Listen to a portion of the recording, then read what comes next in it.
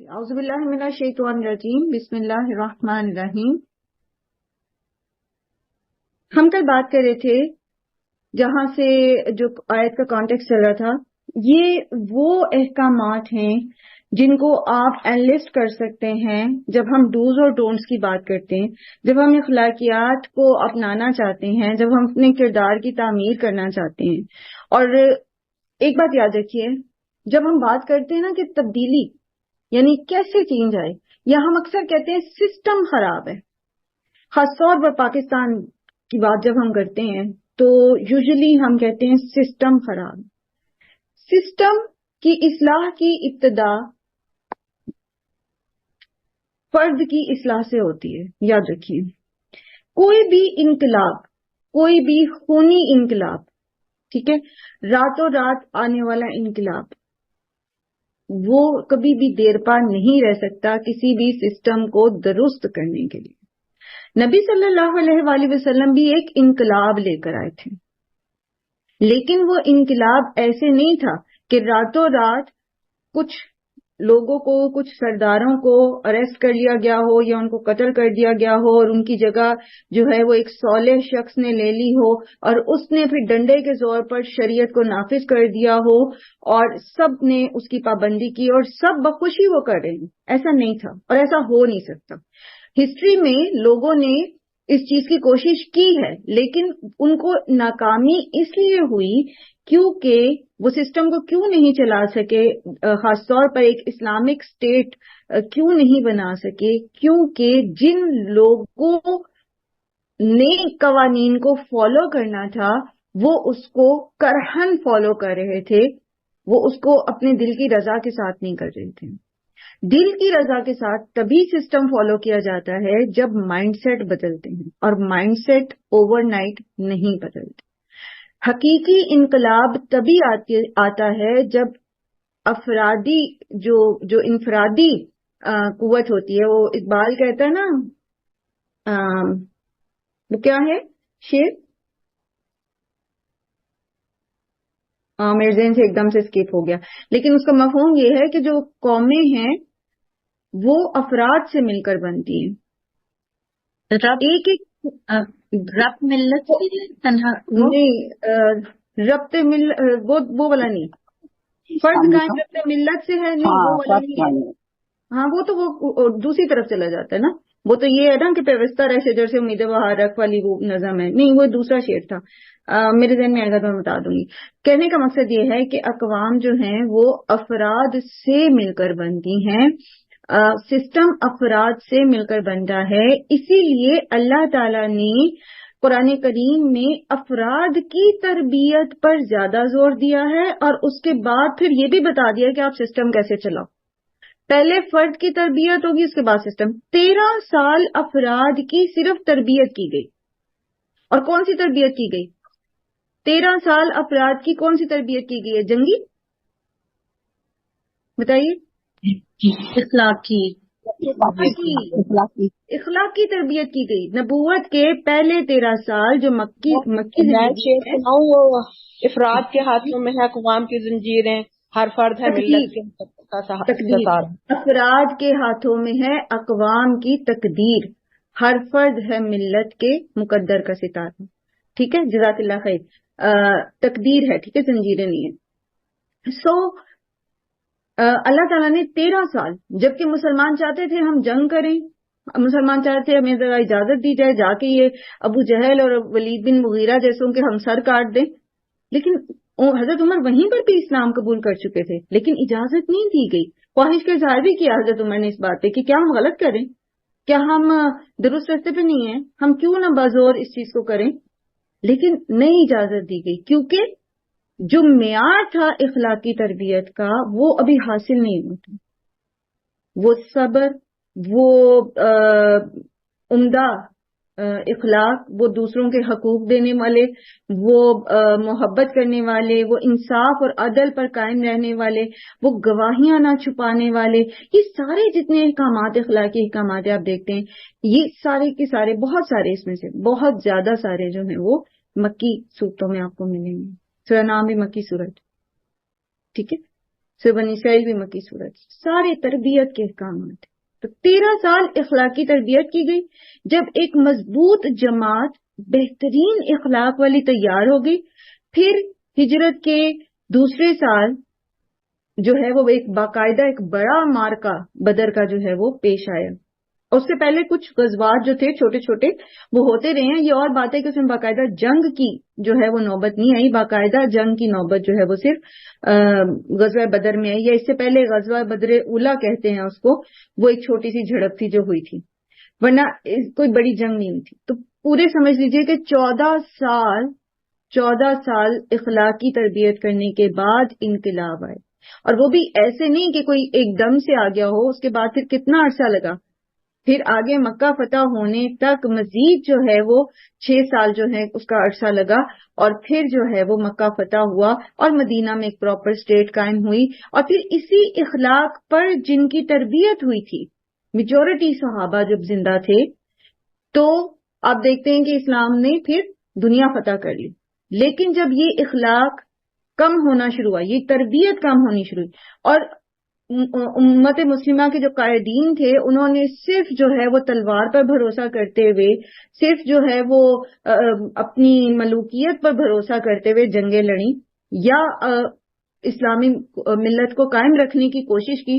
تو آپ دیکھیں کہ چاہے وہ بنو عباس ہوں، چاہے وہ بنو امیہ ہوں، چاہے وہ آپ کی یہ جو ہے سلطنت عثمانیہ ہو، چاہے وہ بر صغیر کے اندر مسلمانوں کی حکومت ہو، بغیر انفرادی تربیت کے کوئی بھی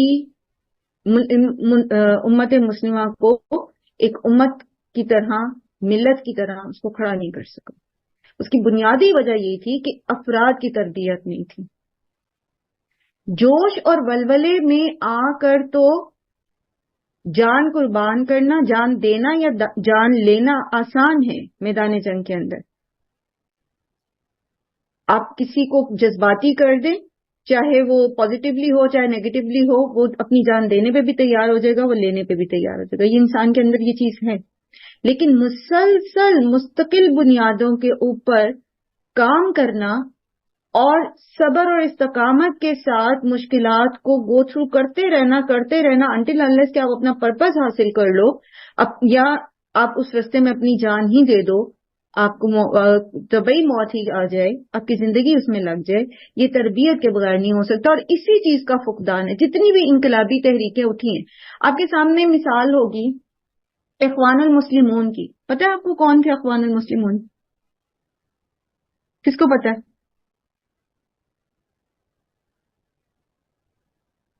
اللہ ثانیہ دیں، اتنا اچھا جنرل نالج. مصر میں جیسے پاکستان کے اندر جماعت اسلامی ایک اسلامک اسٹیٹ کے لیے کوشش کرتی رہی ہے نا، اسی طرح حسن نبا نے مصر کے اندر ایک جماعت کو جو ہے وہ اس کی بنیاد رکھی تھی. مودودی صاحب ہی سے متاثر ہو کر دونوں قریباً جو ہے ان کا تھا انڈرسٹینڈنگ آپس میں. تو وہ جماعت جو ہے وہ طویل عرصے تک جد و جہد کرتی رہی ہے، سیاسی طور پر بھی اور غیر سیاسی طور پر بھی. پھر کچھ سال پہلے، اب سن میرے ذہن میں نہیں ہے، محمد مرسی جو اخوان المسلمون کے اس وقت جنرل سیکرٹری تھے، انہوں نے الیکشن جیتا اور الیکشن جیت کر وہ مصر کے صدر بن گئے تھے.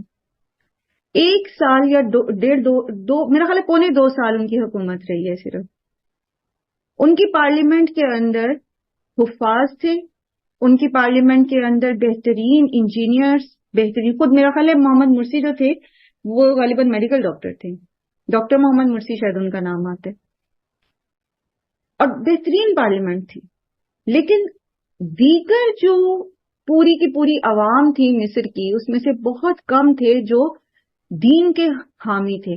زیادہ تر جو مصر کے لوگ تھے وہ ایک جسے وہ کہتے ہیں نا کہ سوشلسٹ اسٹیٹ کے حامی تھے. اور اسی کو بنیاد بناتے ہوئے جنرل سیسی نے ان کی حکومت کا تختہ الٹا، اور اس کے لیے انہوں نے جو عام طور پر ہوتا ہے کچھ الزامات تو چاہیے ہی ہوتے ہیں، تو پیٹرولیم کی جو وہ تھی کمی اور ساری چیزیں اس کو بنیاد بنا کر انہوں نے ان کو مرسی کو جیل میں ڈال دیا اور جیل میں ہی ان کو جو ہے وہ جس طرح سے بھی ہوا بہرحال ان کا انتقال جیل میں ہو گیا. اس کے بعد جو ہے کہتے ہیں کہ یہ طبعی موت تھی، لیکن ان کے بیٹے نے جو ہے اس چیز کو چیلنج کیا تھا اور کہا تھا کہ ان کے والد کو مسلسل جو ہے وہ ذہنی اذیت دے کر جو ہے موت تک پہنچایا گیا. اس کے بعد ان کے اس بیٹے کو بھی جو بہت ینگ تھا اس کو بھی قتل کر دیا گیا تھا. کہنے کا مقصد، یہ ساری بات سنانے کا مقصد آپ کو یہ ہے کہ جو انقلاب ہے، جو وہ انقلاب جو باقاعدہ قوموں کو بدل کے رکھ دے، وہ ایک دن میں نہیں آتا، وہ ایک دم سے نہیں آتا، اور وہ پارشلی نہیں آ سکتا. اس کے لیے ایک مسلسل جدوجہد چاہیے، ایک مسلسل تربیت چاہیے، اور اس کے لیے ایک ایسی لیڈرشپ چاہیے جو جان توڑ کر، جان لگا کر لوگوں کے دلوں میں دین کو جما دے. اور یہ کام محبت سے ہوتا ہے، کبھی بھی ڈنڈے کے زور پہ نہیں ہو سکتا. اور یہ ساری کی ساری جتنی بھی ابھی میں نے بات کی آپ سے، اس کے پیچھے وجہ یہ بتانا چاہ رہی ہوں صرف آپ کو، ہمیں سے ہر ایک کو اس سسٹم سے شکایات ہیں.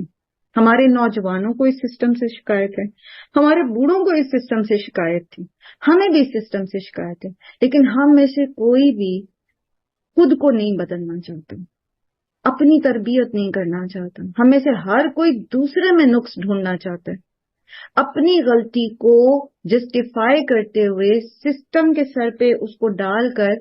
ایک سپاہی جو پولیس کا ہوتا ہے وہ رشوت لیتا ہے اور کہتے جی کہ میں مجبور ہوں رشوت لینے پر، سسٹم ہی خراب ہے، میری تنخواہ اتنی کم ہے کہ میرا گزارا نہیں ہو رہا. تو کیا کسی کی تنخواہ کم ہونا اس چیز کو جائز قرار دے دیتا ہے کہ اب وہ اپنی ضروریات پوری کرنے کے لیے رشوت لے گا؟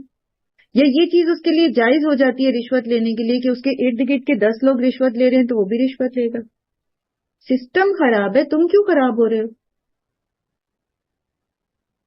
آپ سرکاری دفتروں میں چلے جائیں، ایک بل آپ نے اپنی کوئی درخواست جمع کرانی ہے، کوئی پینشن کے کوئی کام کرانا ہے، آپ نے کوئی بھی کرنا ہے، مہینوں اس کے اوپر لگ جائیں گے، دفتروں کے چکر آپ کے ختم نہیں ہوں گے. جی سسٹم خراب ہے. یہ سسٹم کون بنا رہا ہے؟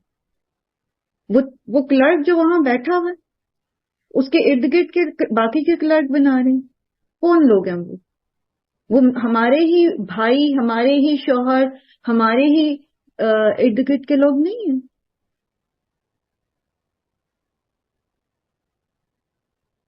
تو یہ جتنے احکامات آ رہے ہیں نا، یہ جن کا تعلق ہماری انفرادی زندگی سے ہے، بیسیکلی یہ اسی لیے آ رہے ہیں تاکہ ہم کلیکٹیولی سسٹمز کو درست کر سکیں. یونیورسٹیز میں یا ایون گورنمنٹ کالجز، ہم سب کا واسطہ پڑا ہے. گورنمنٹ سکولز میں ہائیلی کوالیفائڈ ٹیچرز رکھے جاتے ہیں. بڑا ایک گورنمنٹ کا ایک سسٹم ہے جو وہ NTS وغیرہ لیتے ہیں، اس کے جو ٹیسٹ ہوتے ہیں بڑے مشکل ٹیسٹ ہوتے ہیں، اور بڑے اچھے کوالیفائڈ ٹیچرز جو ہیں ہائر کیے جاتے ہیں.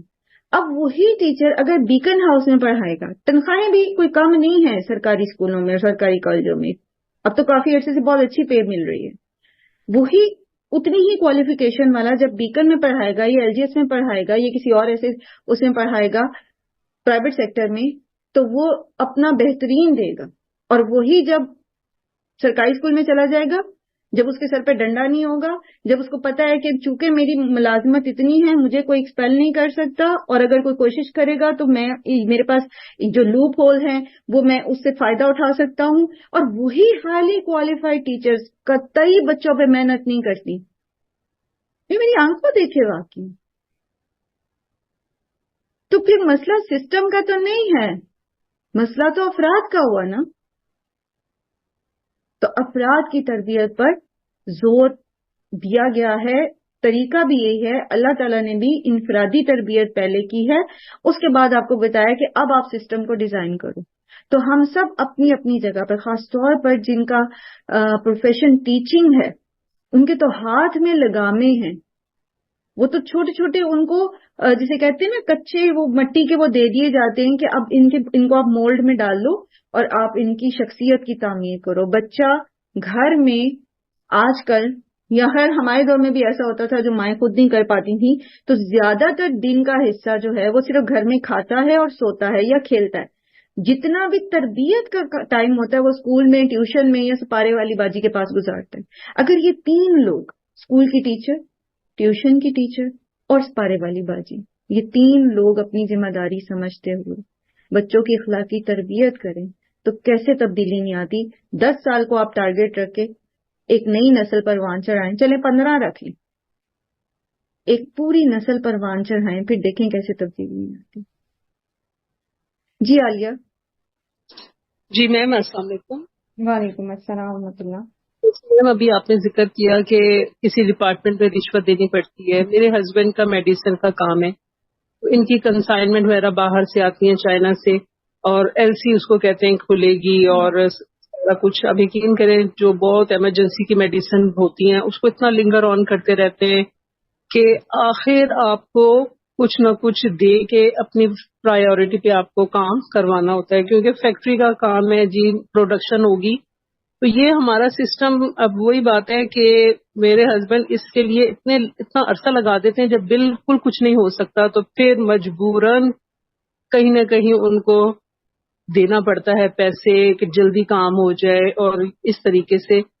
تو بس یہ ہمارا سسٹم ہے۔ اللہ تعالیٰ ہمیں بھی ہدایت دے اور ہمارے ملک کے رہنے والوں کو بھی ہدایت دے۔ تو کبھی تو اتنی مجبوری بن جاتی ہے، یقین کریں پھر میرے ہسبینڈ کو سب کہتے ہیں آپ پہلے ہی یہ کام کر لیتے ہیں، اجازت کہتے ہیں میں نے اپنی کوشش کی کہ چلیں کام اس طرح نکل جائے تھرو پراپر چینل، لیکن کبھی کبھار ایسا ہوتا ہے کہ آپ کو کہیں نہ کہیں سرنڈر کرنا ہی پڑ جاتا ہے۔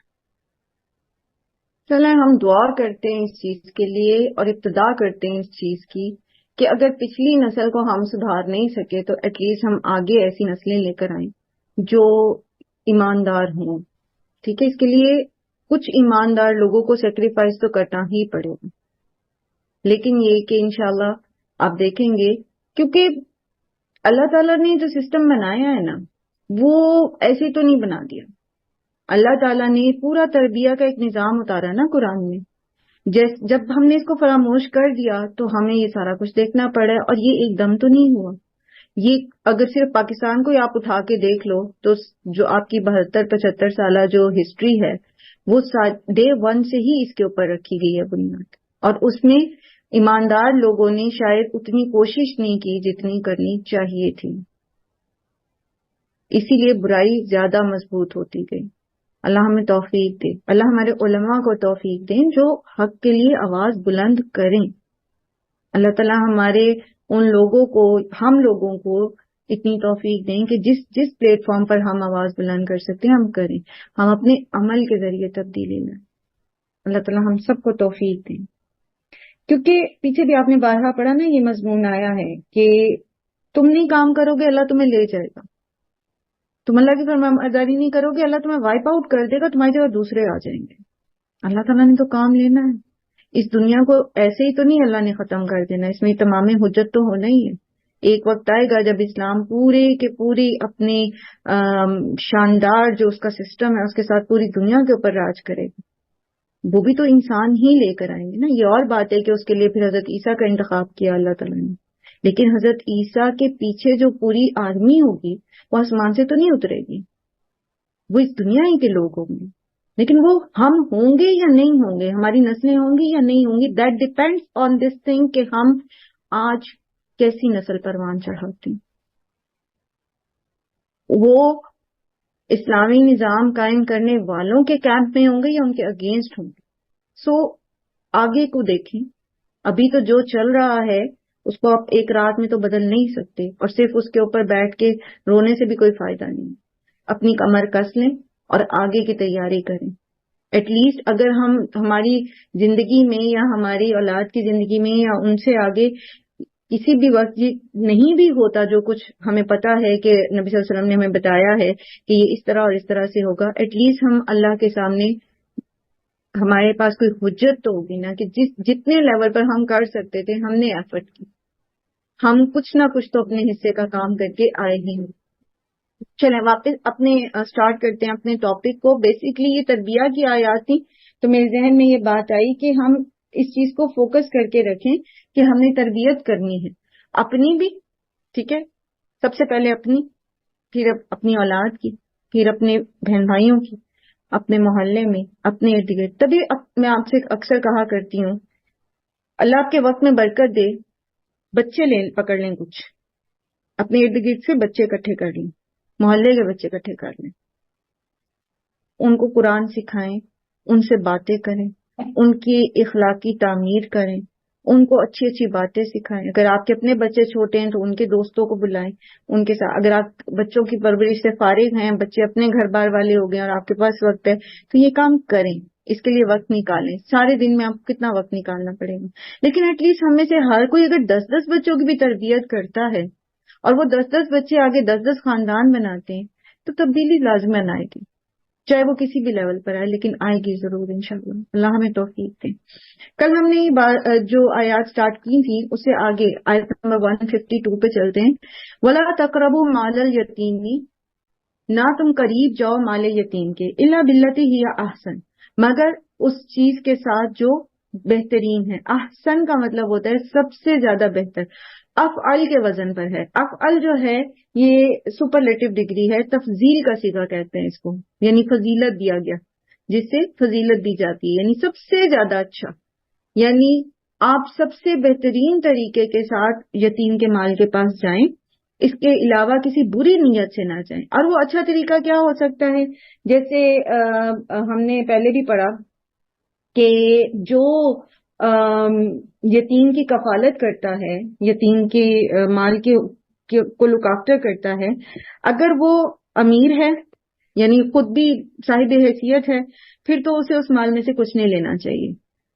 اور اگر وہ صاحب حیثیت نہیں ہے تو چونکہ وہ ٹائم لگا رہا ہے یتیم کے بزنس کو دیکھنے کے لیے، اس کی دکان کو دیکھنے کے لیے، وٹ ایور جو بھی اس کا مال ہے، اس کی جائیداد ہے، اس کو لک آفٹر کرنے کے لیے، تو پھر وہ اس میں سے معروف طریقے سے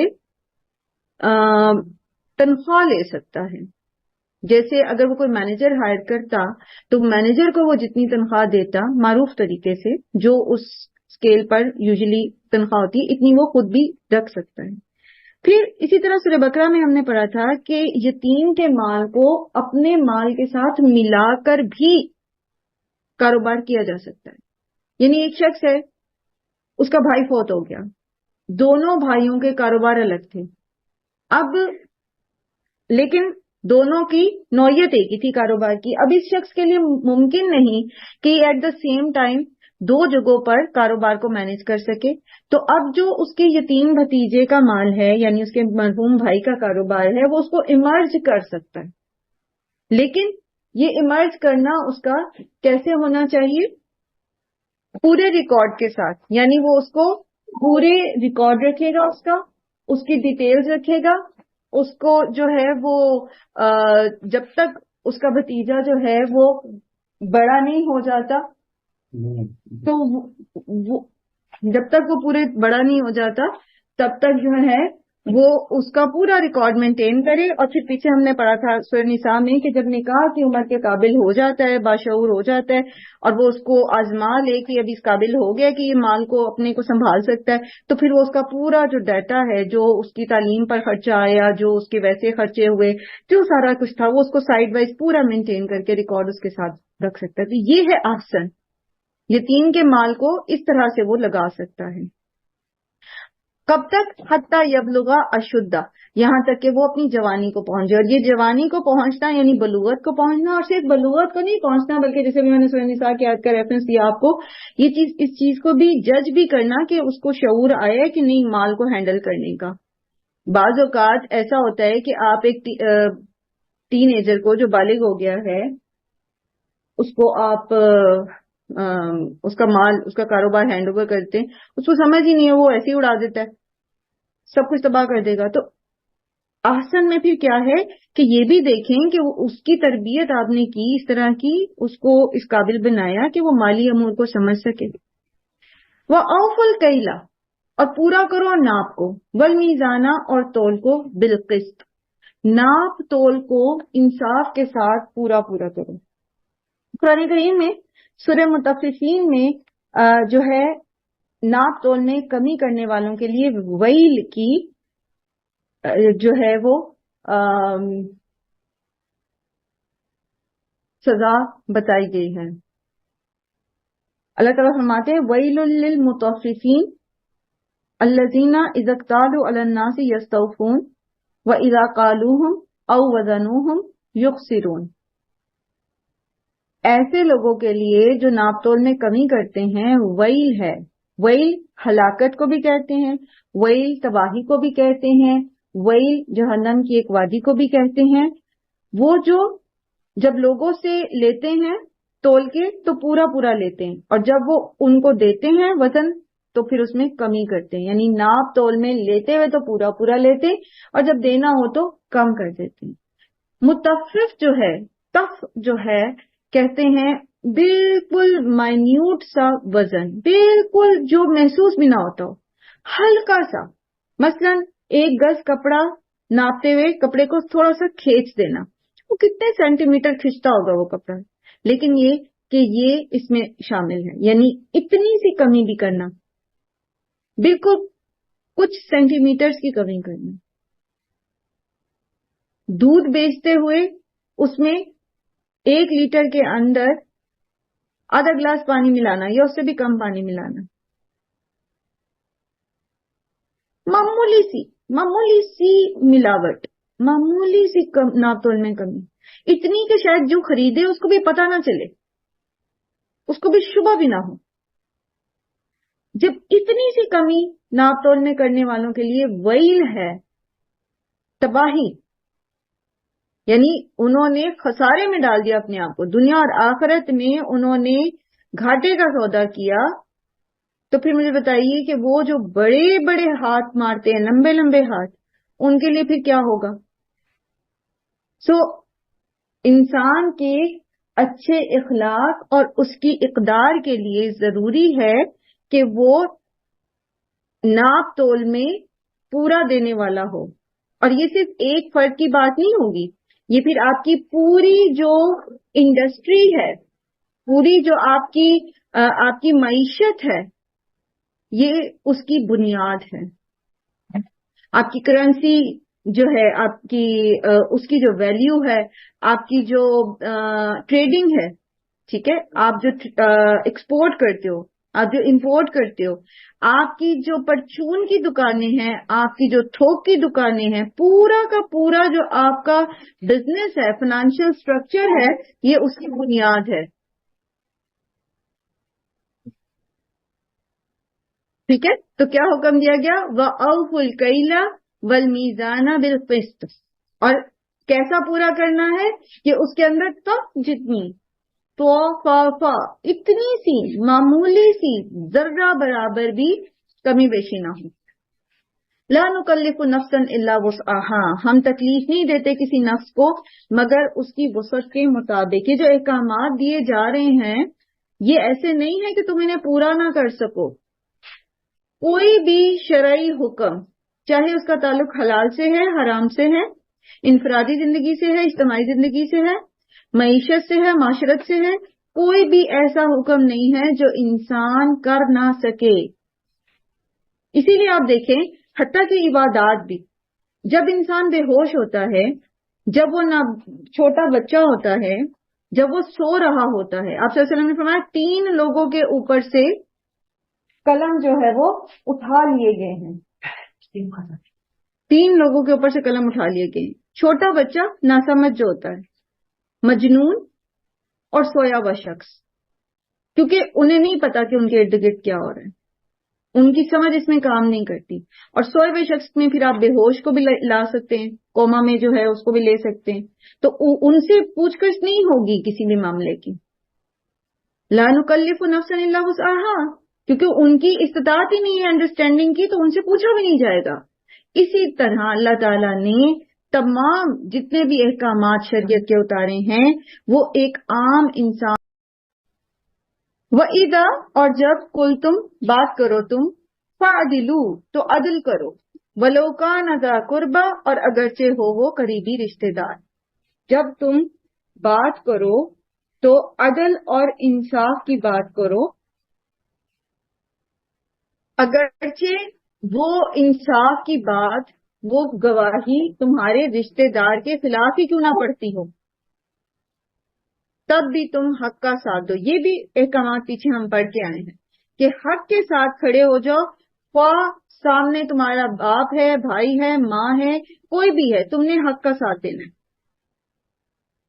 اور آپ دیکھو کہ ابھی ہم جیسے سسٹم کی بات کر رہے تھے، اگر ہر شخص کی تربیت یہ ہو کہ وہ حق کے ساتھ کھڑا ہونے والا ہو، تو پھر اگر کچھ کلپریٹ جو ہیں وہ گڑبڑ کرنا بھی چاہیں گے تو وہ وہاں پر اپنی جگہ نہیں بنا سکیں گے. لیکن جب میجورٹی جو ہے مصلحت پسند ہو جائے گی، میجورٹی جو ہے وہ صرف اپنا نفع دیکھے گی، میجورٹی جو ہے وہ صرف اس لیے عدل قائم نہیں کرے گی یا حق کو نہیں حق کے ساتھ کھڑی ہوگی کیونکہ اس میں حق کا ساتھ دینے پر اس کی اپنی ذات، اس کے اپنے منفیت کے اوپر جو ہے وہ اثر پڑتا ہوگا، تو پھر ایسے ہی نظارے ہوں گے جیسے اب ہم دیکھ رہے ہیں. جبکہ اللہ تعالیٰ نے ہمیں کس حد تک عدل اور انصاف قائم کرنے کا حکم دیا ہے کہ اگرچہ حق کی گواہی، اگرچہ عدل کا تقاضا تمہارے اپنے قریبی رشتہ داروں کے خلاف ہی کیوں نہ جا رہے ہو، تو اس وقت تم اپنی رشتہ داریاں نہیں دیکھو گے، اس وقت تم اپنی محبتیں نہیں دیکھو گے.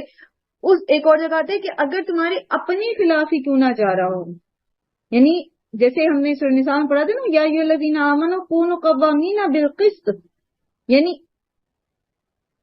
انصاف کے لیے کھڑے ہو جانے والے بنو. قوام کا مطلب ہم نے پیچھے پڑھا تھا نا اس دن فرائیڈے والے دن، یعنی ہر چیز جو اگرچہ تمہارے خلاف جا رہی ہے لیکن تم انصاف کے لیے ڈٹ جاؤ، کھڑے ہو جاؤ. اگر کسی معاشرے کے اندر کسی 1000 لوگوں کے اندر کوئی 200 یا 250 لوگ بھی ایسے ہوں جو انصاف کے لیے ڈٹ جانے والے ہوں تو اس معاشرے کے اندر بے انصافی نہیں ہوگی. اور یاد رکھیے کہ معاشرے شرک کے ساتھ تو چل جاتے ہیں، کفر کے ساتھ تو چل جاتے ہیں، لیکن بے انصافی کے ساتھ نہیں چلتے. جو جتنا ڈیزاسٹر آپ کو نظر آتا ہے اپنے معاشرے کے اندر، اس پاکستان کے معاشرے کے اندر، باقی ملکوں کو تو فی الحال ہم سائڈ پہ کر دیں ابھی، لیکن جو کچھ آپ دیکھتے ہیں اپنے معاشروں کے اندر ہوتا ہے اس کے پیچھے ایک بنیادی وجہ یہ بھی ہے کہ آپ کا جو سسٹم ہے جو جسٹس کا، وہ فیئر نہیں ہے. اور نبی صلی اللہ علیہ وآلہ وسلم نے فرمایا کہ پچھلی قومیں اسی لیے تباہ ہوئی کہ وہ اپنے عمرا کے پہ تو جرم پہ پردہ ڈال دیتی تھیں، ان کو تو سزا نہیں دیتی تھی، لیکن جب ان کے غریب لوگ جرم کرتے تو ان کے اوپر حدیں جاری کرتے تھے. اور یہاں تو حالات یہ ہیں کہ پھر نہ صرف یہ کہ ان کو سزا نہیں دی جاتی بلکہ ان کو مزید نوازا بھی جاتا ہے. یہ جتنے احکامات آ رہے ہیں یہ اگرچہ بظاہر افراد کی تربیت لگ رہی ہے، افراد کے اخلاق ہیں، لیکن آپ دیکھیں گے کہ ان لانگ ٹرم یہ پورے کے پورے سسٹم کے لیے بنیادی، جسے کہتے ہیں نا بنیاد ہے، اس کے فنڈامنٹس ہیں. وَبِعَهْدِ اللَّهِ أَوْفُوا، اور عہد کو اللہ کے پورا کرو. اللہ کے ساتھ عہد کو پورا کرو، یعنی جو تم نے اللہ کے ساتھ وعدے کر رکھے ہیں اس کو پورا کرو، یا جو اللہ کے نام لے کر تم وعدے کرتے ہو ان کو پورا کرو. اور بظاہر ہم پیچھے بھی اس کو پڑھ کے آئے کہ عہد کیا ہے، اللہ کے ساتھ عہد کیا ہے، لیکن یہاں چونکہ ٹاپک ہم سسٹم کو ذہن میں رکھ کے بات کریں تو سمپلی آپ یہ دیکھیں کہ جو ایک بڑی برائی ہمارے معاشرے کے اندر ہمیں نظر آتی ہے وہ جو ہے وہ بریچ آف ایگریمنٹ ہے، وہ کمٹمنٹ کو پورا نہ کرنا ہے، بات کو، وعدے کو سیریسلی نہ لینا ہے. آپ سے آپ ایک کسی بھی اس میں کسی حوالے سے آپ کمٹمنٹ کرتے ہیں، مثلا ایک ٹیچر کو لے لیجئے، آپ کے کلاس کا پیریڈ جو ہے وہ 8:30 شروع ہوتا ہے، لیکن اب ٹیچر جو ہے وہ اس کی کمٹمنٹ ہے کہ اس کا وعدہ ہے، وہ سیلری اس بات کی لے رہا ہے کہ وہ 8:30 بجے کلاس میں چلا جائے گا، لیکن چونکہ وہ حضرت اس وقت چائے پی رہے ہیں تو پھر وہ 10 منٹ لیٹ کلاس میں جائیں گے کیونکہ چائے کا کپ ختم کر کے جانا. اور اس کے بعد پھر وہ پورا ٹائم جو 1 گھنٹے کا یا 40 منٹ کا جتنا کا بھی وہ کلاس میں ہوتے ہیں، کیا وہ وہاں اپنی کمٹمنٹ پوری کر رہے ہیں؟ کیا وہ واقعی بچوں کو سمجھا رہے ہیں یا ان کو تانے دے کے اور جو جی میں چاہا باتیں کر کے آ جاتے ہیں؟ مطلب میجورٹی ہم دیکھتے ہیں کہ اب اسی قسم کی ہمیں چیزیں نظر آ رہی ہیں. اسی طرح ہر کمٹمنٹ، اب وہ وہی بات ہے کہ آپ اٹھا کے دیکھ لیجئے کسی بھی دفتر میں جب آپ جاب کے لیے جاتے ہیں، ایون اگر آپ نکاح نامہ سائن کرتے ہیں، آپ ایک کمٹمنٹ کرتے ہیں، اور وہ کمٹمنٹ کیا ہوتی ہے؟ کہ آپ پوری نیت کے ساتھ جہاں تک ہو سکے گا آپ اس رشتے کو نبھائیں گے، آپ اس کے حقوق و فرائض کو احسن طریقے سے پورا کریں گے، اس کے ساتھ جو ذمہ داریاں آپ کے اوپر آ رہی ہیں آپ اس کو ایکسپٹ کرتے ہوئے یہ لے رہے ہیں، چاہے وہ مرد ہے چاہے وہ عورت ہے. لیکن پھر کیا ہوتا ہے؟ پھر ہمیں حقوق تو نظر آ رہے ہوتے ہیں لیکن ذمہ داریاں نظر نہیں آتی. سو وَبِعَهْدِ اللَّهِ أَوْفُوا، یہ جو وعدہ پورا کرنے والی ٹریننگ ہے نا، یہ ہر معاملے میں آپ دیکھیں گے کہ جب آپ ایک سسٹم کے اندر فلاز دیکھیں گے، تو خاص طور پہ پاکستان کے سسٹم کے اندر، تو آپ کو وہاں پر کہیں بھی اربوں ڈالر کے قرضوں میں نہ جکڑا ہو. جو آپ کی اسٹیبلشمنٹ ہے، یہ جو آپ کی بیوروکریسی ہے، یہ باقاعدہ اوتھ لیتے ہیں، باقاعدہ عہد کرتے ہیں کسی عہدے پر جاتے ہوئے کہ میں پاکستان کے لیے فیتھفل رہوں گا. اور ہمارے آئین میں وہ جو آپ نے پڑھا ہوگا پہلے بھی، اقتدار اعلیٰ کا تصور لکھا ہوا ہے کہ سب سے اوپر اللہ کا فیصلہ، اقتدار اعلیٰ کا مالک اللہ ہے. اور اس کو پاس کرانے کی یہ جو قرارداد مقاصد تھی، اس کی پاداش میں لیاقت علی خان کو قتل بھی کر دیا گیا تھا. تو اس سٹیٹمنٹ کے ساتھ کہ اقتدار اعلیٰ کا مالک اللہ ہے، گویا الٹیمیٹ فیصلہ اللہ کا چلے گا، اس کے ساتھ عہد کرتے ہیں سب، چاہے وہ آپ کے بیوروکریٹس ہوں، چاہے وہ آپ کے میڈیکل ڈاکٹرز ہوں، چاہے وہ آپ کے پولیٹیشینس ہوں، چاہے وہ آپ کے اسٹیبلشمنٹ کے لوگ ہوں، چاہے وہ آپ کے سرکاری دفتروں والے ہوں، چاہے وہ پرائیویٹ سیکٹر سے تعلق رکھتے ہیں. لیکن یہ عہد تو کرتے ہیں، کوئی بھی ایگریمنٹ سائن کرتے ہیں، کہیں پر بھی یہ تو نہیں وہ عہد کرتے کہ میں سب سے پہلے اپنی ذات، اپنا خاندان، اپنی پارٹی، اپنے منشور کو دیکھتی ہوں. لیکن پھر بھی اس عہد کی پاسداری کہاں نظر آتی ہے؟ آپ صلی اللہ علیہ وآلہ وسلم نے فرمایا تھا کہ جس میں عہد کی پاسداری نہیں، اس میں ایمان نہیں. تبھی تو حالات ایسے ہو گئے. ذالکم وصاکم بہ، یہ وہ چیزیں ہیں جس کی تمہیں اللہ تعالی نے تاکید کی ہے. وصیت وہ نصیحت ہوتی ہے، وہ تاکید ہوتی ہے جس پر عمل لازمی ہوتا ہے. جب کوئی فوت ہو جاتا ہے تو وہ وصیت کرتا ہے، اس کے لیے نصیحت کا لفظ نہیں آتا. ٹھیک ہے، کیا ہوتی ہے وصیت؟ یعنی وہ پہلے پوری کی جائے گی. اب دیکھیں جب آپ نے وراثت کی آیات پڑھی تھی سورہ نساء کے آغاز میں، تو وہاں پر آپ نے پڑھا تھا کہ جب کوئی فوت ہو جاتا ہے تو سب سے پہلے جو ہے اس کی وصیت پوری کی جائے گی، اس کا قرض ادا کیا جائے گا، پھر وراثت تقسیم کی جائے گی. تو یہ وصیت ہے، اس کو پورا کرنا ہے. لعلکم تذکرون، تاکہ تم نصیحت پکڑو. دیکھو تو صحیح تمہاری مسائل کی جڑیں کیا ہیں، وجوہات کیا ہیں. سسٹم خراب ہے تو فلاز کہاں ہیں؟ آپ کے جو ڈاکومنٹس ہوتے ہیں نا، چاہے وہ آپ کی لیجسلیشن ہے، آپ کے آئینی وہ ہے تحریر اس کی، آپ کے قوانین ہیں یا جو کچھ بھی ہے، آپ اس کو پڑھیں گے تو آپ اش کر اٹھیں گے.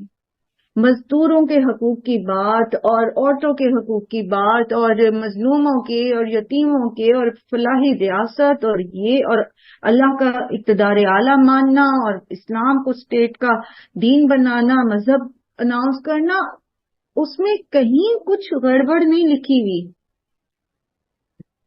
پھر سسٹم خراب کیوں ہے؟ کیونکہ اس کی امپلیمنٹیشن نہیں ہو رہی. جو لکھا ہوا ہے سیم ہیئر قرآن کریم میں جو نصیحتیں دی گئیں، آپ کے ویسے کوئی قوانین بنے ہوں تو اس میں آپ شک کر سکتے ہیں، اس پہ آپ بحث کر سکتے ہیں کہ وہ غلط ہو سکتے ہیں. لیکن جو قرآن ہے وہ تو اللہ سبحانہ تعالیٰ نے نازل کیا، اور ہم اللہ کو اپنا رب مانتے ہیں، خالق و مالک مانتے ہیں، اور یہ مانتے ہیں کہ وہ مدبر الامر ہیں اور وہ العلیم ہیں اور وہ الحکیم ہیں. اور اللہ سبحانہ تعالیٰ کی جو بات ہے اس میں کوئی غلطی نہیں ہو سکتی، کوئی فلا نہیں ہو سکتا، کوئی جھوٹ نہیں ہو سکتا. تو اس کا مطلب ہے کہ پھر قرآن رکھنے کے باوجود بھی جب ہماری زندگیوں میں تبدیلی نہیں آ رہی، ہمارے گھروں میں تبدیلی نہیں آ رہی، ہمارے معاشروں میں تبدیلی نہیں آ رہی، جبکہ ہم پڑھتے ہیں قرآن، اور کتنا قرآن پڑھتے ہیں ہم، اس کے ثبوت دیکھا کریں رمضان میں کیسے تراویاں آپ پڑھ رہے ہوتے ہیں اور کیسے کیسے قرآن پڑھا جا رہا ہوتا ہے اور کتنے کتنے قرآن پڑھ جاتے ہیں ہم. تبدیلی تو کہیں بھی نہیں آ رہی. یہ اسی لیے وصیت کی جا رہی ہے لعلکم تذکرون کہ بھائی تم نصیحت پکڑو، کچھ کرو، کچھ سوچو، کوئی عبرت لو. وَأَنَّ هَذَا صِرَاطِي مُسْتَقِيمًا، اور یہی سیدھا رستہ ہے. یاد رکھو یہی میرا سیدھا رستہ ہے، یہ واحد سیدھا رستہ ہے. پیچھے ہم بارہا اس موضوع کو پڑھ کے آئے ہیں کہ صراط مستقیم ایک ہے، ٹھیک ہے، سیدھا رستہ ایک ہے، باقی رستے شیطان کے. اور وہ سیدھا رستہ یہ پیچھے آپ کو بتا دیا، لسٹ بن گئی پوری 1 2 3 4 5 کر کے. آپ میں سے کتنے عظیم لوگوں نے ذرا اس کو نمبرنگ دی ہے؟ کل میں نے آپ سے کہا تھا کہ اس کو نمبرنگ دیں ذرا، اور مجھے ٹائم بھی بتائیے گا ساتھ، ذرا ٹائم کیا ہوگا. 24 minutes. کتنے لوگوں نے اس کو نمبرنگ دی ہے؟ اللہ تشرکو بھی شیئا سے لے کر کتنے لوگوں نے اس کو نمبرنگ دی ہے؟ کسی نے بھی نہیں دی ہوگی. شمسا نے دی ہے، شمسا ثاقب نے ہینڈ ریز کیا. تو یہ جو نمبرنگ آپ نے دی ہے، یہ جو سارے 1 2 3 کر کے احکامات ہیں، اور اسی سے ملتے جلتے پیچھے بھی پڑھے ہیں، آگے بھی پڑھیں گے. یہ بیسک احکامات اصل میں اخلاقی تربیت کے. تو یہی تو صراط مستقیم ہے. فاتبعوہ، اس کے پیچھے چلو، اس کے پیچھے چلو. کہاں کس کے پیچھے نہیں چلنا؟ پیچھے ہم نے کیا پڑھا تھا؟ وَلَا تَتَّبِعُوا خُطُوَاتِ الشَّيْطَانِ، شیطان کے راستے پہ نہیں چلنا.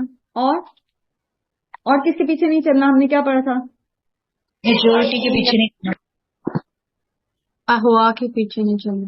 ہاں، ان لوگوں کے پیچھے نہیں چلنا جو اپنی خواہش نفس پہ چلتے ہیں، ان کے پیچھے نہیں چلنا. کس کے پیچھے چلنا ہے؟ یہ جو تمہاری ٹریننگ کی جا رہی ہے نا، یہ جو تمہارے ہاتھ میں ایک دستاویز پکڑا دی گئی ہے، ان لائنز پہ چلو. وَلَا تَتَّبِعُوا السُّبُلَ، اور نہ تم پیروی کرو مختلف راستوں کی. فَتَفَرَّقَ، پس وہ جدا کر دیں گے بِكُمْ تمہیں، عَنْ سَبِيلِهِ، اللہ کے راستے سے. اور دوسرے رستوں پہ نہ چلو، شارٹ کٹس نہ ڈھونڈو. کامیابی کے لیے یہ واحد راستہ ہے، سیدھا راستہ جو تمہیں بتایا جا رہا ہے. چاہے وہ تمہاری معاشی کامیابی ہو، چاہے وہ تمہاری معاشرتی کامیابی ہو، چاہے وہ تمہاری انفرادی کامیابیاں ہو، چاہے وہ تمہاری سیاسی کامیابی ہو، یہ سیدھا راستہ ہے، یہ دیر پا اور درست کامیابی کا راستہ ہے. باقی جتنے تم شارٹ کٹس لوگے وہ بالآخر تباہی کی طرف جائیں گے، کیونکہ وہ اللہ کے راستے سے تمہیں دور کر دیں گے. جس نبی صلی اللہ علیہ وسلم نے ایک سیدھی لائن لگائی تھی نا، اس کے بعد اس کے دوسری لائنیں لگا دی اور کیا کہا کہ یہ ایک سیدھا راستہ اللہ کا راستہ ہے، صراط مستقیم ہے، سبل السلام ہے، اور باقی سب تباہی کے راستے ہیں، شیطان کے راستے ہیں. آپ کیا سمجھتے ہیں کہ آپ کا اقتدار قائم رہ سکتا ہے اگر آپ اللہ کے قوانین کو توڑنے والوں کو دوست بنائیں، آپ کفار کو دوست بنائیں؟ آپ کامیاب رہیں گے؟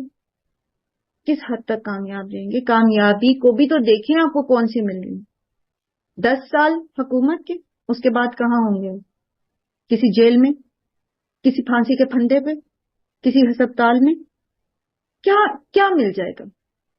کتنا مال اکٹھا کر لیں گے؟ آپ اللہ تعالی کے ساتھ دھوکہ کر کے کیا کما لیں گے؟ آپ اللہ کے ساتھ جنگ شروع کر کے کتنی کامیابی حاصل کریں گے؟ اور جو آپ حاصل کریں، جسے آپ کامیابی سمجھ رہے ہیں، کیا واقعی وہ کامیابی ہے بھی یا نہیں؟ آپ پاکستان کی ہسٹری اٹھا کے دیکھیں،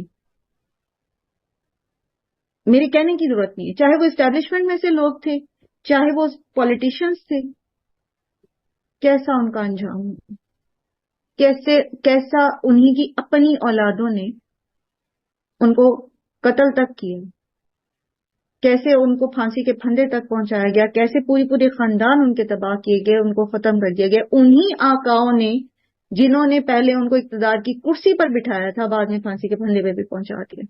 کسی کے ساتھ اس کی نوعیت کچھ اور تھی اور کسی کے ساتھ نوعیت کچھ اور تھی. جبکہ اللہ تعالیٰ نے سورہ آل عمران میں آپ نے پڑھا 2 چیپٹر ہے قرآن میں، وہیں پر بار بار تلقین کی کہ مومن کافروں سے دوستی نہ کریں مومنوں کو چھوڑ کے.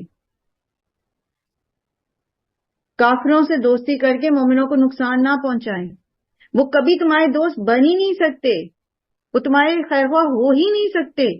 بظاہر وہ تم سے دوستی کا اقرار ضرور کریں گے لیکن اندر سے وہ تمہارے خیر خواہ نہیں ہیں. چند ڈالرز، کچھ عرصے کی حکومت، کچھ بینک بیلنس، کچھ دوسرے ملکوں میں بن جانے والی جائیدادیں کیا موت سے بچا لیں گی؟ کیا اللہ کے سامنے نہیں جانا؟ نیچے سے اوپر تک ہمارا جو فقدان ہے وہ یہی ہے. یعنی جو اصل تربیت تھی وہ نہیں ہے. تعلیمی اسناد تو بہت زیادہ سارے لوگوں کے پاس ہوتے ہیں، ڈگریز تو بہت سارے لوگوں کے پاس ہوتی ہیں، لیکن جو ڈگری ان کے پاس ہے کیا وہ علم ان کا نالج بھی بن سکے کہ نہیں؟ وہ اس کو سمجھتے بھی ہیں کہ وہ کیا پڑھ رہے ہیں؟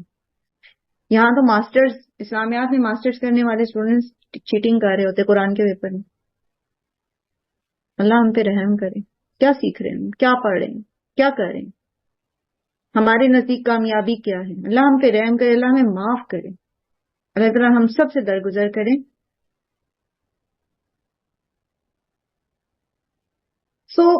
کلیہ قاعدہ آپ کو یہ دے دیا گیا کہ یہ اللہ تعالیٰ فرماتے یہ میرا سیدھا راستہ ہے، اس پر چلو اور اس کو چھوڑ کے دوسرے رستوں پہ نہ چلو کیونکہ وہ تمہیں سیدھے رستے سے دور کر دیں گے. ذالکم وصاکم بہ لعلکم تتقون. اللہ تعالیٰ تمہیں اس چیز کی نصیحت کر رہے ہیں تاکہ تم تقوی اختیار کرو. پیچھے اسی موضوع کو اسی طرح آیات کو بیان کیا گیا ہے اور کہا گیا کہ ذالکم وصاکم بہ لعلکم تذکرون. پھر کہا گیا کہ ذالکم وصاکم بہ لعلکم تعقلون. عقل سے کام لو، غور و فکر کرو، سوچو سمجھو، نصیحت پکڑو، پھر تم متقی بن جاؤ گے. پھر جب تم متقی بن جاؤ گے تو پھر تم کامیاب ہو جاؤ گے. وہ اصل کامیابی ہے. ثم آتینا موسیٰ الکتاب، پھر دی ہم نے موسیٰ کو بھی ایک کتاب، موسیٰ کو بھی ایک کتاب دی تھی تماماً پوری کرنے کے لیے. کیا پوری کرنے کے لیے؟ نعمت. ہم نے موسیٰ کو اپنی نعمت یعنی دین کی نعمت کو پورا کرنے کے لیے کتاب دی تھی. الذی، اس پر جس نے احسن نیکی کی، وتفصیلا اور کھول کر بیان کرنے کے لیے، لکل شیء ہر چیز کو. موسیٰ علیہ السلام کو تورات دی گئی تاکہ اللہ تعالیٰ اپنی نعمت پوری کر دیں، اس کو کامیابی عطا کریں. کس کو؟ جو اس کی بنیاد پر کتابوں پر، اس تورات کی بنیاد پر نیکیاں کمائے گا. اور یہ کہ اس کتاب کی تفصیل کیا تھی، مطلب اس کتاب میں کیا تھا؟ تفصیل کھول کر بیان کی گئی، لکل شیء ہر چیز کو، وہدی و رحمہ اور وہ ہدایت اور رحمت ہے، لعلہم بلقاء تاکہ وہ ملاقات پر ربہم اپنے رب کی یؤمنون ایمان لائیں، تاکہ وہ اپنے رب کی ملاقات پر ایمان لے آئیں. موسیٰ علیہ السلام کی کتاب میں بھی ڈیٹیلڈ انفارمیشن تھی، ہدایت اور رحمت، اور جو لوگ اس پر عمل کر کے نیکیاں کرتے ان کے لیے آخرت میں کامیابی کی نعمت بھی تھی. پہلے بھی اللہ تعالیٰ نے ایسی کتاب نازل کی ہے جیسی اب آپ کو دی گئی ہے. یہ پچھلی کتاب کا ریفرنس کیوں دیا گیا؟ تاکہ قرآن کی حقانیت جو ہے لوگ کمپیئر کر کے دیکھ لیں نا. اس لیے فرمایا وَهَذَا كِتَابٌ أَنزَلْنَاهُ، اور یہ کتاب نازل کیا اس کو ہم نے، مبارکن یہ بابرکت ہے، فَاتَّبِعُوهُ پس پیروی کرو اس کی، وَاتَّقُوا اور تقوی اختیار کرو، لَعَلَّكُمْ تُرْحَمُونَ تاکہ تم پر رحم کیا جائے. اور پیچھے ہم یہ پڑھ کے آئے کہ قرآن کریم جو ہے یہ کس کس طرح مبارک ہے، کس کس طرح ہمارے لیے برکت کا باعث ہے.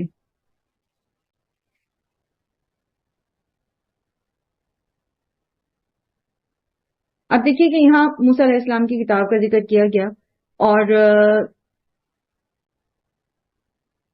اللہ تعالیٰ نے اس کا پہلے بھی ذکر کیا، جیسے ایک اور جگہ آتا ہے کہ وَمِن قَبْلِهِ كِتَابُ مُوسَىٰ إِمَامًا وَرَحْمَةً وَهَٰذَا كِتَابٌ مُصَدِّقٌ لِسَانًا عَرَبِيًّا. ٹھیک. اور اسی طرح یہ موضوع اس میں بھی آیا کہ کل من انزل الکتاب الذی، وہ جو موسیٰ علیہ السلام پر کتاب نازل کی گئی تھی وہ کس نے نازل کی جو اس کے بارے میں تمہیں شبہ ہے. سو موسیٰ علیہ السلام کی کتاب ہو یا قرآن ہو، اللہ تعالیٰ نے جتنی بھی کتابیں نازل کی ہیں ان کا ایک ہی مقصد تھا، اور وہ یہ کہ انسانوں کی اصلاح کی جائے تاکہ ان کے پاس ایک پراپر ایک نصاب آ جائے جس پر وہ عمل کریں اور وہ اپنے آپ کو جہنم کا ایندھن بننے سے بچا لیں. اس لیے فرمایا لعلکم ترحمون، ان تقولوا، تاکہ تم نہ کہو، انما بے شک انزل الکتاب، کہ نازل کی گئی تھی کتاب، علی طائفتین، دو گروہوں پر، من قبلنا، ہم سے پہلے، یعنی یہود و نصارہ پر.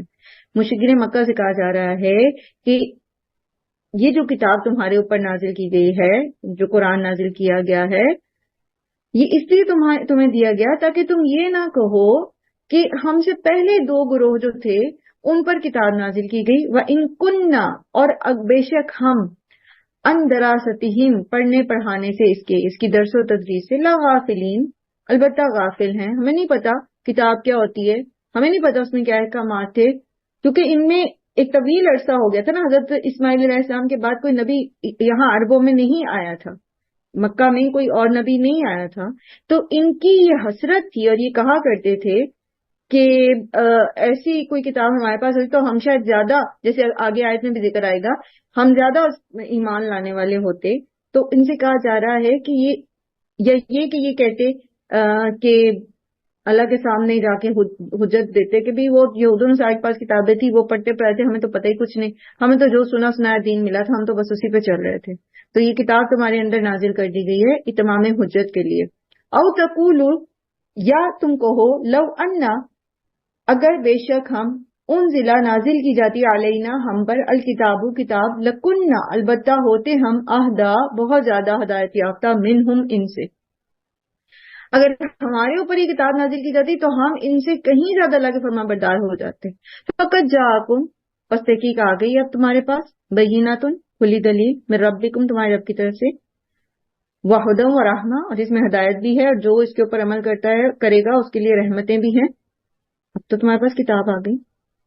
فمن اظلم ممن کذب بآیاتنا، تو پھر کون ہوگا اس سے زیادہ بڑا ظالم جو اللہ کی آیات کو جھٹلا دے. وصدف عنہا، اور وہ اس کی طرف سے منہ موڑ لے. صدف جو ہے موتی کو کہتے ہیں نا، پرل کو، اور یہ سیپ میں ہوتا ہے. اور سیپ اگر آپ میں سے کسی کو دیکھنے کا اتفاق ہوا ہو تو سیپ جو ہوتی ہے کروڈ ہوتی ہے، مڑی بھی ہوتی ہیں، وہ ایسے بالکل بند ہو جاتا ہے، پھر اس کے اندر وہ موتی بنتا ہے. یا چھوٹے سیپ بھی ہوتے ہیں جو بالکل سیشل آپ دیکھتے ہیں اس کے اندر مختلف کروز بنی ہوئی ہوتی ہیں. تو کرو کے لیے، مڑ جانے کے لیے یہ لفظ جو ہے عرب میں استعمال ہوتا ہے. وصدفا، اور وہ منہ موڑ لے انہا، ان سے، یعنی اللہ کی آیات سے. سنجزی الذین یصدفون، تو ان قریب ہم بدلہ دیں گے ان لوگوں کو، یصدفون جو اعراض کرتے ہیں. صدفہ یصدفو، ٹھیک ہے، اسی سے یہ جمع کا صیغہ ہے. ان آیاتنا، ہماری آیات سے، سوء العذاب، برے عذاب کا، بما کانوا یصدفون، بوجہ اس کے جو وہ اعراض کرتے تھے، جو وہ منہ موڑتے تھے.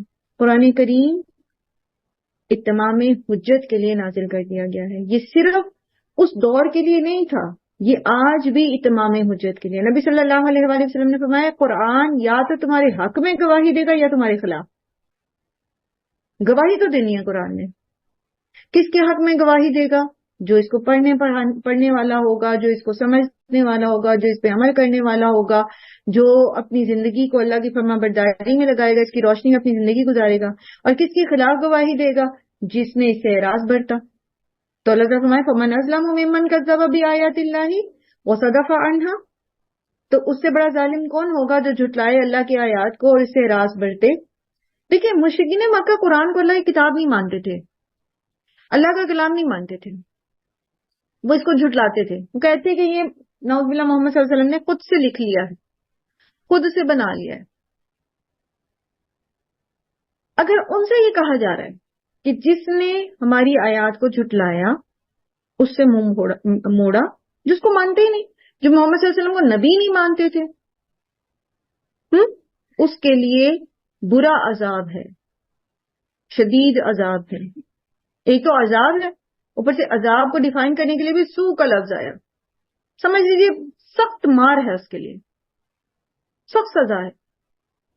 پھر ان لوگوں کے بارے میں کیا خیال ہے جو زبان سے تو کہتے ہیں کہ یہ اللہ کی آیات ہیں، اور پھر اس کو عمل کے ذریعے جھٹلا دیتے ہیں، اور پھر وہ اس سے اعراض برتتے ہیں. ان کو تو میرا خیال ہے بڑا پروٹوکول دیا جائے گا، جو ہمارا گمان ہے. کیا خیال ہے؟ کیا ان کو ڈبل مارنی پڑنی چاہیے؟ ایک تو وہ لوگ ہیں جن کی عقل میں یہ بات ہی نہیں آ رہی کہ یہ اللہ کا کلام ہے، اور ایک وہ ہیں جو کہہ رہے ہیں ہاں اللہ کا کلام تو ہے پر مانیں گے نہیں. کیا خیال ہے آپ کا اس بارے میں؟ میم وہ لوگ کہتے ہیں نا کہ نبی اکرم صلی اللہ علیہ وآلہ وسلم کی امتی ہیں تو ہماری مغفرت ہو جائے گی، یہ عقیدہ ان کا.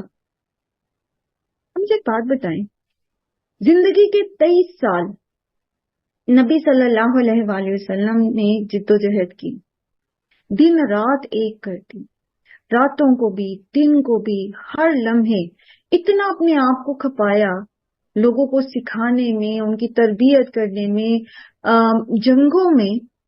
اگر صرف اتنی سی ہی بات تھی، اگر صرف اتنی سی ہی بات تھی کہ محمد صلی اللہ علیہ وسلم کو اللہ کا نبی ماننا تھا اور بس نجات تھی، باقی چاہے شراب پئیں، چاہے جوا کھیلیں، چاہے زنا کریں، چاہے رشوت لیں، چاہے کرپشن کریں، چاہے جو مرضی کریں، تو بیوقوف تھے وہ لوگ کہ جو نبی صلی اللہ علیہ وآلہ وسلم کی مخالفت پہ کھڑے تھے. ایک بات ہی تو زبان سے نکالنی تھی، نکال کے تو ویلے ہو جاتے، دنیا آخرت ان کے ہاتھ میں تھی. کیوں نہیں مانتے تھے وہ نبی صلی اللہ علیہ وسلم کی بات؟ انہیں پتا تھا کہ انہیں وہ سب کچھ چھوڑنا پڑے. یہود کو کیا تکلیف تھی؟ یہود کیوں نہیں مان رہے تھے؟ کیونکہ انہیں پتا تھا کہ محمد صلی اللہ علیہ وسلم کو مان لیں گے نبی تو یہ جو سارا ہم نے ایک سٹیج سجا رکھا ہے یہ تو سارا کچھ ختم ہو جائے گا. یہ ہمارے نذرانے، یہ جو ہمیں رب بنا رکھا لوگوں نے، ہماری ربوبیت چھن جائے گی. اصل تو مسئلہ یہ تھا کہ دین میں پورے کا پورا شامل ہونا پڑتا نا، ورنہ منافقوں کی کیوں پکڑ تھی بھائی؟ انہوں نے تو لا الہ الا اللہ محمد رسول اللہ پڑھ لیا تھا، بظاہر تو وہ بھی امت میں آ گئے تھے. مسئلہ کیا تھا؟ کیوں ان کو کہا گیا کہ جب نماز کے لیے کھڑے ہوتے ہیں تو سستی سے کھڑے ہوتے؟ کیوں ان کو کہا گیا کہ جب تم نہیں نکلے ہو تبوک کے لیے تو آئندہ بھی نہ نکلنا، کوئی ضرورت نہیں ہے تمہاری دین کو؟ کیوں کہا گیا؟ کیوں ہر جگہ کہا گیا کہ آمنو وعملوا الصالحات؟ اگر صرف اتنی سی ہی بات تھی کہ لا الہ الا اللہ کہنا ہے، لا الہ الا اللہ محمد رسول اللہ کہنا ہے، محمد صلی اللہ علیہ وسلم کے امتی میں اپنی رجسٹریشن کرا لینی ہے، جو جی میں آئے کرتے رہو، تو پھر وہ سارے بھی شامل ہو جاتے، انہیں کیا ضرورت تھی مخالفت کرنے کی؟ کیا مصیبت یہی ہے نا کہ ہمیں دین کا اصل کانسیپٹ نہیں دیا گیا نا. نبی صلی اللہ علیہ وآلہ وسلم نے اپنے امتیوں کے لیے رو رو کے دعائیں کی ہیں ان کی بخشش کے لیے، لیکن کیا صرف ان کی دعائیں ہی ہمیں جنت میں پہنچا دیں گی؟ کیا ہمیں یہ سارے احکامات کس کے لیے ہیں؟ یہودیوں کے لیے؟ یہ جو پیچھے ہم نے جو کچھ پڑھا یہ کس کے لیے ہے؟ ہندوؤں کے لیے کہ اپنی اصلاح کرو انفرادی طور پر، اور پھر یہ معاشرہ قائم کرو، ایسی ایک اسٹیٹ بناؤ، ایسا ایک نظام بناؤ. یہ ہندوؤں کو، یہودیوں کو، عیسائیوں کو، بدھسٹ کو کے لیے اتارا گیا قرآن. اس کے لیے اتارا گیا مسلمانوں کے لیے. صد افسوس ہے ہمارے اوپر اور ہمارے ان اسلاف کے اوپر جنہوں نے اس کتاب کو صرف ایک طوطے کی طرح پڑھنے کے لیے رکھ دیا اور اس چیز کو عوام الناس میں عام کر دیا کہ تم قرآن کو خود نہیں پڑھ سکتے، تم گمراہ ہو جاؤ گے. بس جو تمہیں ہم بتاتے جاتے ہیں نا جو طریقے، بس اسی کے اوپر چلتے جاؤ، ایٹ دا اینڈ تمہیں سرٹیفکیٹ مل جائے گا، تم جنت میں چل جاؤ گے. اللہ ہم سب پر رحم کرے. مجھے بتائیں میں نے کوئی خاص تشریح کی ہے؟ یہ جو آیات تھیں ان کی میں نے کوئی تفسیر کی ہے؟ صرف میں نے اس کو ریلیٹ کیا ہے آج کے دور سے، کیونکہ یہ تزکیہ کی کلاس ہے. میں نے کوئی اس کی تفسیر تو نہیں کی، میں نے صرف آپ کو ترجمہ پڑھ کے بتایا. چاہے وہ اللہ تشریکو بہ شیئا کا ہو، اللہ تشریکو باللہ شیئا کا ہو، یا وہ پھر وبالوالدین احسانا کا ہو، یا دیگر آیات کا ہو، میں نے صرف لفظی ترجمہ کیا ہے، باقی تو میں نے صرف اس کو دور حاضر کے جو مسائل ہیں اس کے ساتھ ریلیٹ کیا آپ کے ساتھ. کوئی ضرورت تھی اس کے لیے کسی لمبی چوڑی تفسیر کی یا کسی عالم فاضل ٹیچر کی؟ تو جب ہم نے اس بک آف ڈیڈ کو، اس عمل کی کتاب کو صرف ریسیٹیشن کی کتاب بنا دیا اور صرف اپنے فوت شدگان کے اوپر پڑھنے کے لیے رکھ دیا اور صرف رمضان جو ہیں وہ نیکیاں کمانے کے لیے رکھ دیا، تو پھر ہمارا یہ حال ہو گیا جو ابھی سارا وقت ڈسکس کرتے آ رہے ہیں. هل ينظرون الا، نہیں ہیں وہ انتظار کرتے مگر ان تأتیہم، کہ آ جائیں ان کے پاس الملائکۃ، او یأتی ربک، یا آ جائے رب آپ کا، او یأتی بعض آیات ربک، یا آ جائے کوئی نشانی آپ کے رب کی، یعنی کوئی عذاب. یہ سارے دلائل سن لینے کے بعد، دیکھ لینے کے بعد بھی یہ صرف اس چیز کے ہی منتظر ہیں، ایمان نہیں لائیں گے. اب ان کے لیے ایک آخری بھی نہیں بلکہ جو جسے کہتے ہیں نا کہ بس اب سٹوری کلوز کرنے کا جو ہے وہی چیز ان کے لیے آئے گی. یہ صرف اسی کا انتظار کر رہے ہیں، یہ اصلاح نہیں کریں گے اپنی. اور وہ کیا ہے کہ فرشتے اتر آئیں، اللہ تعالیٰ خود جو ہیں وہ ایک دربار سجا لیں آخرت کا، یا یہ کہ ان کو عذاب کے ذریعے ہلاک کر دیا جائے. سورہ بقرہ میں بھی ہم نے جو ہے یہ موضوع پڑھا تھا کہ هل ينظرون الا ان ياتيهم الله في ظلل من الغمام والملائكة وقضي الامر، اور ان کا سارا کتھا جٹا جو ہے وہ چکا دیا جائے، فیصلہ کر دیا جائے. انہوں نے یہ اصلاح نہیں چاہتے. یوم یأتی بعض آیات ربک، اور جس دن آ گئی نا تیرے رب کی بعض نشانیاں، لا ينفع نفسا ایمانها، تو اس وقت کسی کا ایمان لانا اس کو فائدہ نہیں دے گا. لم تکن آمنت من قبل، کیونکہ نہیں تھا وہ ایمان لانے والا اس سے پہلے وہ ایمان نہیں لایا تھا، تو عذاب کو دیکھ کر، موت کو دیکھ کر اس کا ایمان لانا اس کو کچھ بھی فائدہ نہیں دے گا. کیوں نہیں فائدہ دے گا؟ او کسبت، یا یہ کہ کمائی کی تھی اس نے، فی ایمانہا، اپنے ایمان میں، خیرن، کوئی نیکی. عذاب کو دیکھ کر تو فرعون بھی ایمان لے آیا تھا. کیا کہا تھا فرعون نے؟ کہ میں ایمان لاتا ہوں بنی اسرائیل کے رب پر. تو اس کو کہا گیا اب جب موت تم نے دیکھ لی، جب عذاب تم نے دیکھ لی، اب تم ایمان لاتے ہو، تو فائدہ کوئی نہیں ہوگا. اور یہاں ایک اور بات ہمارے سامنے آ رہی ہے، یہ کہ اگر کوئی ایمان لاتا ہے اور اس ایمان میں اس نے کوئی بھلائی نہیں کی، کوئی نیکی نہیں کمائی، تو اس کو کیا فائدہ دے گا؟ پھر آپ کے ذہن میں ایک سوال آ سکتا ہے کہ وہ لوگ جو اپنے ڈیتھ بیڈ پر اسلام قبول کرتے ہیں تو وہ تو کوئی بھی نیکی نہیں کرتے. آپ نے ایسی بہت ساری ویڈیوز بھی دیکھی ہوں گی دور حاضر میں کہ بالکل آخری لمحے کسی نے کلمہ پڑھا اور وہ فوت ہو گئے. تو کیا اب اس کی بخشش ہو جائے گی؟ ساری زندگی تو وہ ایمان نہیں لایا تھا.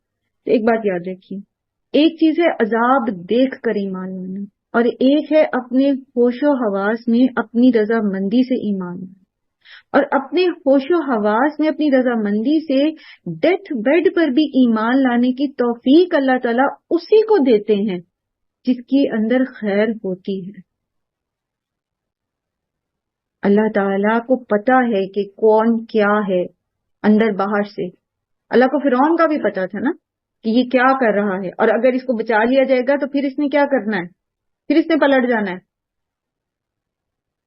تو یہاں اس لیے خاص طور پہ یہ کہا گیا کہ اس وقت کسی کو عذاب جب دیکھ لیں گے، یہ کہا گیا نا یوم یاتی بعد آیات ربک، جس دن کوئی نشانیاں آپ کے رب کی طرف سے آ گئیں، کوئی قیامت کی وہ زلزلہ برپا ہو گیا، کسی کی سکرات الموت طاری ہو گئی کسی پر، کسی قسم کا عذاب آ گیا، تو اب اگر کوئی ایمان لائے گا تو اس کا ایمان اس کو فائدہ نہیں دے گا، کیونکہ اس میں کوئی نیکی بھی نہیں کمائی. ایک تو اس کا ایمان لانا بھی اس کی نیکی نہیں ہے، وہ صرف عذاب کے ڈر سے لے کر آئے. ادروائز تو ایمان جب اپنی کوئی رضا اور رغبت کے ساتھ، اپنی پچھلی خطاؤں پر ندامت کے ساتھ ایمان لاتا ہے تو وہ تو اس کی سب سے بڑی نیکی ہوتی ہے. قیامت کے دن میزان میں ایک طرف لا الہ الا اللہ ڈالا جائے گا اور ایک طرف سارا پوری کائنات ڈال دی جائے گی, زمین و آسمان ڈال دیے جائیں گے, تو وہ لا الہ الا اللہ بھاری ہوگا. یعنی یہ ایمان لانا جو ہے پوری رضا اور رغبت کے ساتھ, یہ اتنی بڑی چیز ہے, تو یہ تو ایک اس کی بہت بڑی نیکی ہوگی. لیکن جو عذاب دیکھ کے ایمان لاتا ہے تو اس کو پھر کہا گیا کہ اس میں کوئی فائدہ تو ہے نہیں اس کے ایمان کا, اسے کوئی نیکی تو کمائی نہیں اس میں, یعنی اس کا ایمان لانا بھی کوئی نیکی نہیں تھا. قل انتظروا, کہہ دیجئے انتظار کرو, انا منتظرون, بے شک ہم بھی انتظار کرنے والے ہیں. سو اگر تم آخری دن کا انتظار کر رہے ہو, تم ایمان نہیں لانا چاہتے, تم اپنی اصلاح نہیں کرنا چاہتے, تو پھر انتظار کرو اس دن کا جس دن ساری کائنات لپیٹ دی جائے گی, اور جس دن تمہارے اعمال تمہارے سامنے رکھ دیے جائیں گے. اللہ تعالیٰ ہم سب پر رحم. سبحانک اللہم و بحمدک, نشہد ان لا الہ الا انت, نستغفرک و نتوب الیک. السلام علیکم و رحمۃ اللہ.